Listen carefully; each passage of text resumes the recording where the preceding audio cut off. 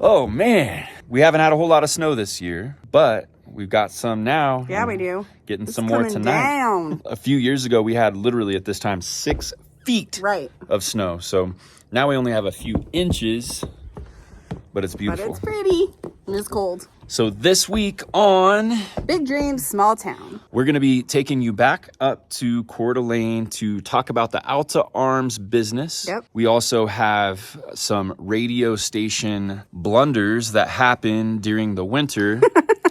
And thankfully we have Spencer and Kaden and Chubbs and Quaid all jumping in. Vinny all jumping in to make some of that stuff happen. I feel like I need to swat the snow like they're mosquitoes because it's getting in my eye. Part of the heart of the show is being in business at any level is challenging. You know, incorporating mission and ministry and helping people find their call, us walking out our own call. There's a lot of challenges. There's a lot of distractions that come up to that. A lot of white noise. Yeah. A lot. Not like the gray noise or the blue noise or the brown noise that's supposed to put you to sleep. Just the constant white noise. Yeah. And then we also have SiRNz, who's our friend who is now a part of Play Your Game and the ministry, loves to play the keyboard, make music, and Ashanti. They are actually here. SiRNz was raised in Africa. Ashanti is from my family's hometown. Yeah. Louisiana. Yeah, in Louisiana. So enjoy the show. We're Neil and Amy. When we were young, we had big dreams. Dreams of seeing people in our small town thrive. We dreamt up a plan for how it could happen, dreams of owning a social venue and a restaurant for people to gather, radio stations to speak and spread kindness to the small town. We dreamt of seeing a thriving faith community where people's lives changed every day. Dreams do come true, and yours can too. To reach the destination, you have to push through the pain and persevere in the process. You're watching Big Dreams, Small Town. As you can see behind me, we did get some snow. We got the icicles and the American flag and some blue skies, about 12 to 14 inches actually. In this segment, we are introducing you to SiRNz and Ashanti. They're people that have come into our lives through Play Your Game, through the gym. And we have that mission that you probably know by now, but it's to help people find their call, make life count. We're trying to do the same thing in our own lives. And it's really awesome to see this couple come in with gifts and talents. SiRNz's a musician. He's been making music for a very long time. He has a huge heart to take Play Your Game and some of the methodology that he's learned through all of these years of living life, going through struggles and hardships. He's wanting to bring that back home to Africa. And so he's now a part of our crew here, learning, growing, and we're grateful for that. So check out this segment.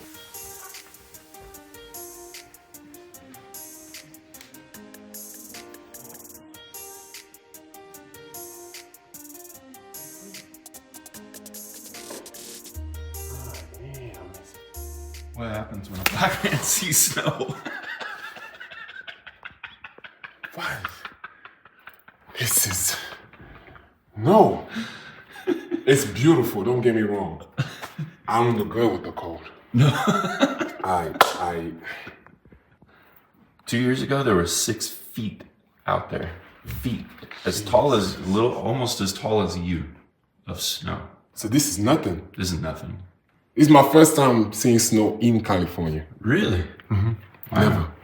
Never seen snow in California. I'm used to the fire and the heat. Yeah. Oh, my outfit today is not the outfit. No, it's the outfit. We'll turn the heater on. But guess what? I get to drive you down the hill. Yes, please. And Please. Amy will drive Ashanti. Please. You know why I wanted to go to the gym? And the spirit told me, stay in bed. Yeah, that's probably why. Good. This hill's the steepest hill in Kern County, so it's very dangerous. Okay, I'm gonna shower, I'm gonna take pictures. Yeah, that's a good idea. And I'm gonna put the caption, I'm in New York. How about that? I'm in Chicago. Woke up to a little snow. What do you think about that, Ashanti? I love it. I love it here. SiRNz is suffering. I believe it.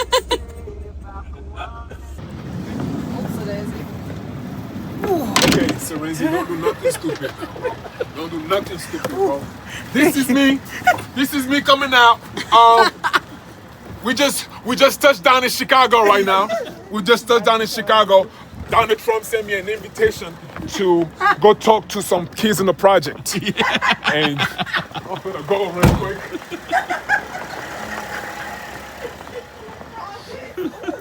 Babe! Yeah.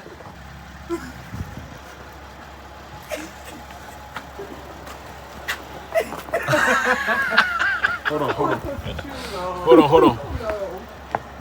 Hold on, babe. Watch this. Yes, we here. Does it ever snow in Africa? No, and if it was to snow like this, all of us would be dead in Cameroon. I know for sure in Cameroon. If it snows like this, all of us are through. How come? We're not prepared. Yeah. We don't have clothes. We don't have cars for this. Yeah. The homes are not ready. There's no heater in the homes like that. So do me a favor and tell people your name. It's only going to be a quick clip in this week's show. Your name, kind of a little bit about what you're about and why you're here. SiRNz Records. I was born in Rome, grew up in Cameroon, and I am in Kernville on a God-called mission. Yeah. Basketball is my ministry, and I want to use the game of basketball to help the youth hear the purpose, identify it, and walk in their purpose. Yeah. That's what I'm here for. That's right. Yes. It's been so fun. Oh! Ashanti, you got sandals on. I do. It's not right. It is not right. I don't even know how you do it. I'm gonna help her start that defrost. Yeah. Jesus. So there's Get this boy on turbo. and there should be a defrost button. Where? Okay, real quick, say your name and where you're from. Ashanti. I'm from Crowley, Louisiana. We just saw this for the first time. I didn't get to see it in Crowley, but they experiencing it out there. This is not right. Look at this. Not prepared. This is what not prepared looks like. Jesus. But you it's make it look beautiful. good. It's It so is. nice.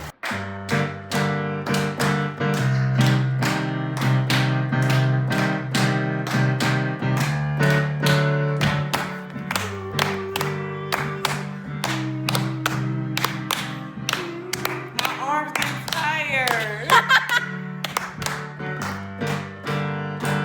Think of it like, I love chocolate. I love chocolate. I love chocolate. Think of it like.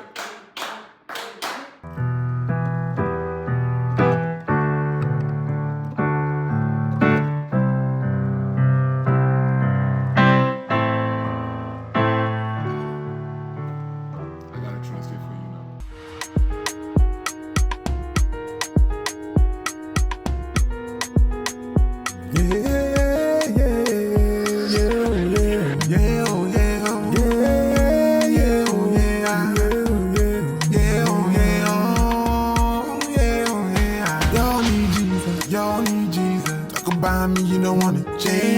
Talk about this, you don't wanna change. You talk about how you don't wanna change. You all need Jesus. You talk about them, you don't wanna change. You keep complaining, you don't wanna change. You keep complaining, you don't wanna change. Y'all need Jesus. Y'all need Jesus. Y'all need Jesus. Yeah, y'all need Jesus. Y'all need Jesus. Yeah, y'all need Jesus. More of Jesus. More of Jesus. Yeah, more of Jesus. Yeah, more of Jesus. Yes, more of Jesus. Yes, more of Jesus. You talk about me, you don't wanna change. You talk about this, you don't wanna change. You keep complaining, you don't wanna change.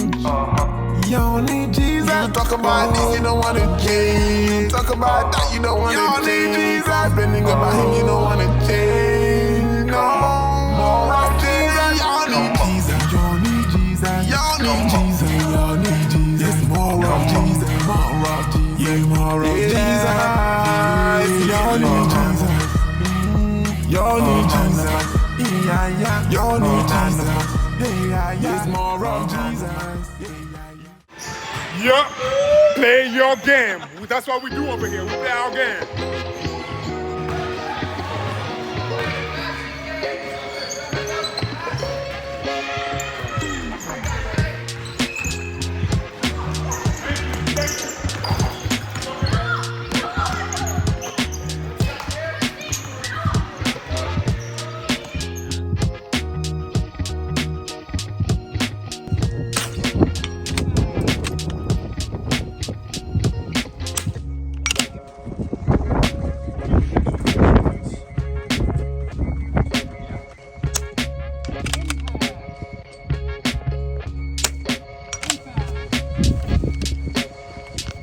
I'm gonna need those bullets later.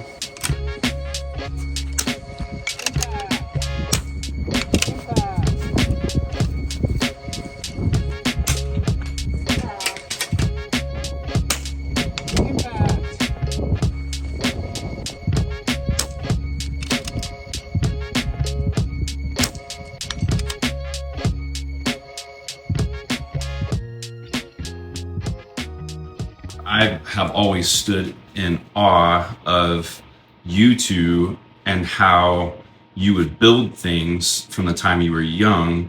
But I knew that always came from Dad being somebody who would just turned you loose and told you could do it. Tell a little bit about him, maybe a little guns or knives or whatever freaking thing you guys are gonna build. Dad's success was never in something he was doing. His success was something we were doing. So it was teaching all of his kids to dream big and to go after what it was that they actually wanted. He saw that you had a little interest and he's like, oh, let's have our own gun business. Like he was the one that nurturing, and your mom nurturing that dream. And I think that's huge because a lot of parents never think of that. They think, oh, you got to go to college, you got to get these skills, you got to do. And your parents have always been, even for you, Jake, huge encouragers for whatever you guys wanted to do. When I came to him with the dream of building, it wasn't even building guns, it was modifying them at the time. It was like, okay, well, what do we need? Something called a CNC mill. Don't even know what that means. A glorified router is all I cared. And so lo and behold, he found us a used one, and we drive down to Bakersfield to go check this thing out. A large scale item at the time, and he took it upon himself. He learned how to use CAD CAM and design parts and whatever it was that we were doing. He was right there, more involved than I was with the machining. It makes me appreciate how my dad raised us and our sisters. My dad, I don't know how he has the ability to take a step back and go, you guys do it. I'll be here to help and I'll be here to answer questions. And I want you guys to have hands on that project, because he teaches that way because he wants you to figure out 50 projects from now. He's able to look in the future, and that's something that I didn't realize until I started having kids myself. You ask your son to take the wheel off his skateboard. Well, he doesn't know where to find the wrenches. He doesn't know righty, tighty, lefty, loosey. He doesn't know any of that stuff. And pretty soon you'll find yourself being like, let me just do it because I'm getting frustrated at how slow. And then you have to think back, well, my dad never said that, and then you get to realize, why did my dad never say that? And because my dad never said that, I can do the things I can do today because he let me learn, instead of just being like, you're taking too long. I wouldn't be where I am today if he didn't have that teaching method, which was so far out of the norm. Like nobody's dad does that, really, and all the people that I know, they didn't have dads promoting those learning skills like our dad promoted for us. And this is obviously a good testament to that. Let the kids learn, teach them to learn, and that's how we've gotten this far, is his forward thinking. I don't know how he had the ability to see in the future like that and set us up for success the way that he has, and that's all it is. He's always wanted to set his kids up for success. It's not about, hey, you want to work on guns? Let me set you up so that you can have the best possible outcome, which is amazing. I can usually get Dad to. Oh, your dad's a dreamer. I can get Dad to buy in on just about anything. Oh yeah. But the real pitch is when you try to get Mom to buy in on it, Yeah. and Sarah. They're a little bit more reserved, so you got to have a real good sales pitch in order to get them to be excited. And it's Because we ask all the right questions. yeah, they have some concerns, and I'm probably not thinking of those ones. Right? But Mom has been a super big help. Well, she's good at running a business, actual businesses, whether it be the ski resort, real estate. She did a lot. Her coming into here, it has been interesting because she, since moving, has struggled with finding her, I don't want to say why, but maybe a purpose. And she can feel like maybe she's not needed. And so it's been fun to give her a little bit more stuff on her plate, and she will take care of it. She gets it done. How do you like that? I like it. Because you and Dad have an idea, and the mom's like, "Oh, I'm going to make it happen." Like she's the brains behind everything, and the money. Well, and that's the that's the fun one. Let's see, what do I got all over here, Bubba? Seriously?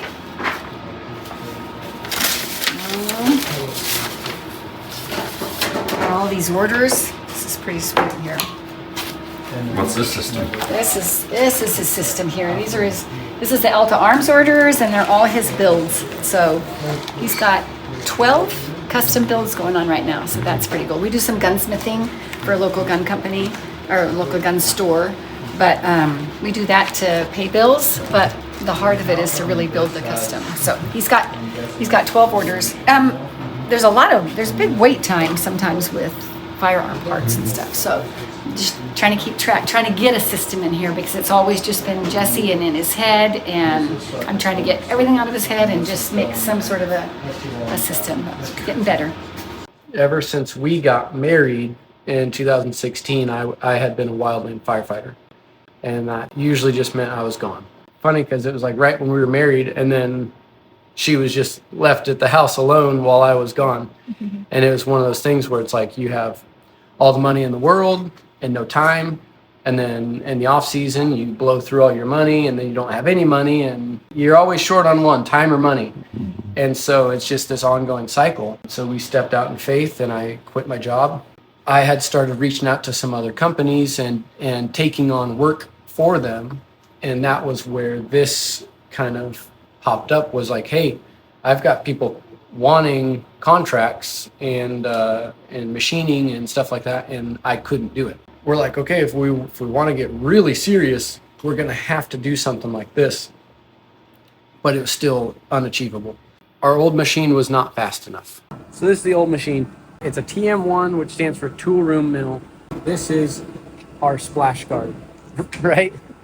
It doesn't do much. This whole place is soaked, and there's chips everywhere. This was the used machine that we talked about that we were able to get back in 2011, I think. It's not super easy to let this thing run because you have to be here watching it. I mean, I've broken quite a few tools thinking that one program was good, and then come to find out my feeds and speeds for a drill was off. And I smoked the entire job thinking that it was good. But so the ability to let that thing measure itself and watch it as it's cutting is game changing. So we've needed a new machine for a while now, with all the little odds and ends that we do, and then as well as new production parts that we're going to be offering to the market. It's always been a dream, ever since we started the business in 2012. We had the sales rep for the machine company. He comes out several times a year, and just this past summer, he kept coming by and he told us, hey, if you guys are actually serious about getting a new machine, we're running some pretty good rates right now. And so we sat down and crunched some numbers, and it was actually on the radar. Not doable, but it was something that was like, hey, this is the closest we've ever been to being able to achieve this dream. The way that it actually ended up working out was you barter back and forth with terms and such stuff like that. But it came down to a down payment. I can make the payment, but I didn't have the buy-in. right? And so I was able to reach out to my best friend, and he was able to help us with that. So that was definitely a God thing. Yeah. But yeah, it's pretty cool. He was able to bless us tremendously. So that's what got the machine here. And it's been a struggle ever since. When you step out in faith and you put all of your eggs in one basket. But it's been good. It's not easy, but you're starting to see that light at the end of the tunnel. And so business is it's starting to pick up. We got some pretty cool things that we're doing, and we wouldn't be able to do it without having new modern technologies with machining capabilities.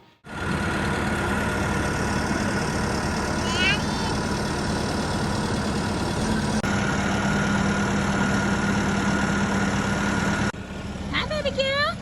Here you go.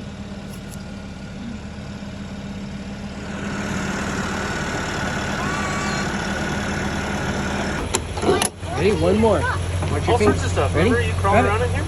Grab it. Want to get your hat? Done. Catch any fish the other day?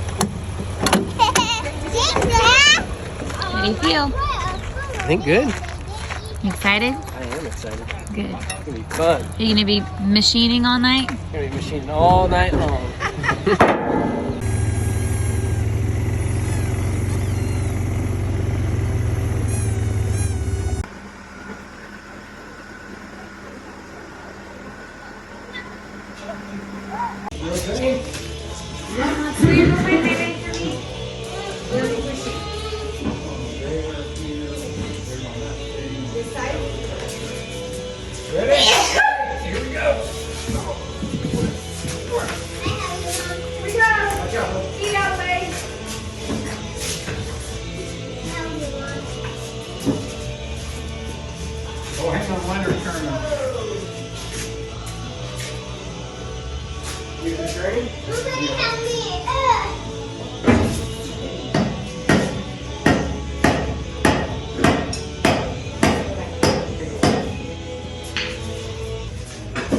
Go again. Forward. Yep. Okay. Mine are turned in the back.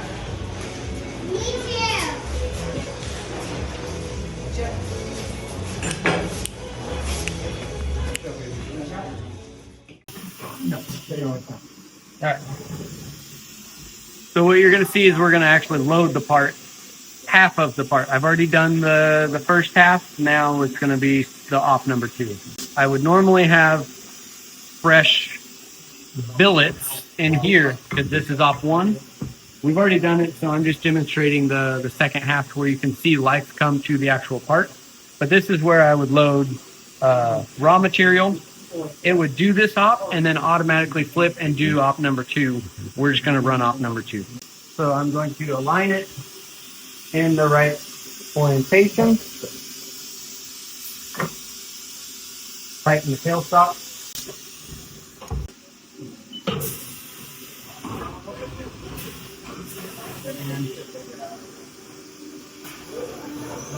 So this is where it would go down and it would start to cut the material that's not there, right? But just to show you, that's the op that it would do. So from there, this is op number 2.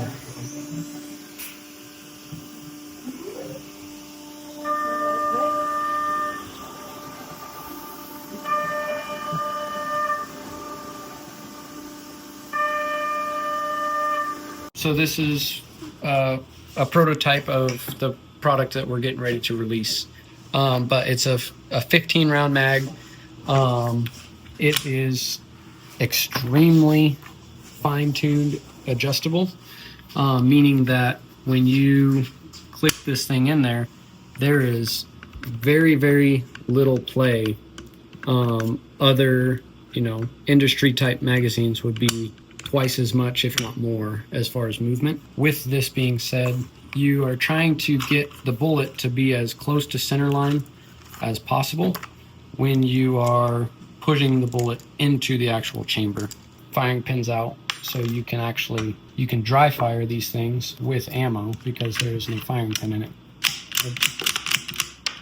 The ejection pattern of it is what we're trying to play with, is getting it to not hang at all. With rimfire, you can have all kinds of weird issues. This gun's pretty dirty, that's why it seems like it's kind of lagging a little bit. That last little click, it's hard for you to really see, but from the point where I push it up and it clicks, there is no up and down movement. That's a side to side thing, and it doesn't really matter because the way that the bolt pushes forward and grabs the round,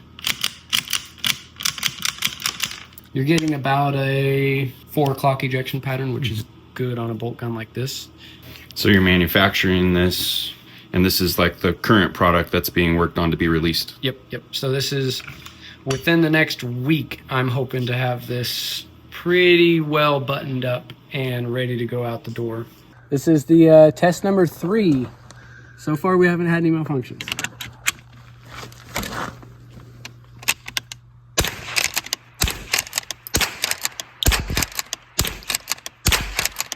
They're the faster bullets. Yeah.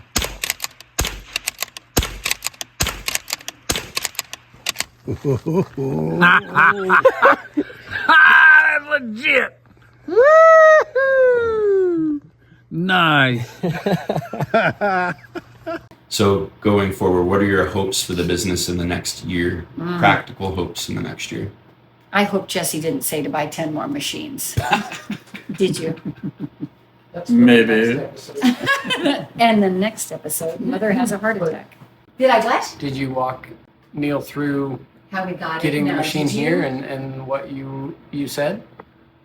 No, gosh, I forgot.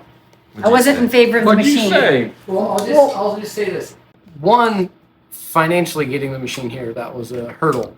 2, getting the actual machine here, if you don't know where we live, was another step. So when we got the machine in the shop, now Mom can take it away.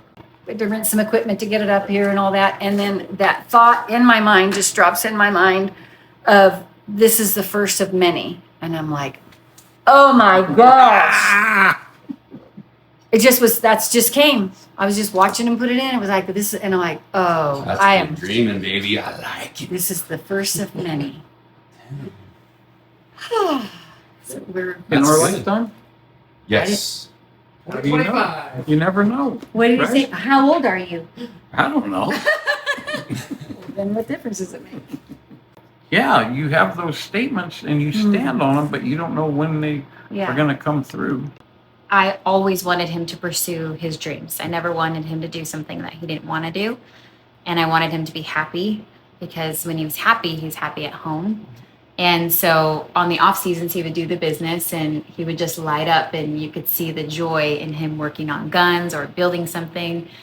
And then he'd go back to fire and it's just a different kind of thing. So when he wanted to do it, every year I've encouraged him, let's do the business full time. But it's scary because you don't know when the next paycheck's going to come in. So the more kids you have, the more fear you have of, man, we got to buy diapers, we got to buy food. So it was scary for sure, but we never did anything out of alignment from each other. So we've always just been, if both of us felt comfortable with that decision, we did it. He never just did it without my okay. And sometimes it would take a while for me to be okay, but I always just tried to rely on his faith and his calling, like bringing us to Idaho. That wasn't my idea. I actually told him I would not go because I was not about to leave my parents and my sister and my family. And I thought, you're crazy. I'm not doing that. But he's like, God's calling us to something better. And when you have your own children, you see it for their future, not for yours. So that was a huge sacrifice for me. But I felt like God was working on us in all those seasons for this time because I feel so much more acceptance to big, hard things when I wouldn't have back then. So I feel like my faith has stretched. My willingness to be uncomfortable has definitely stretched.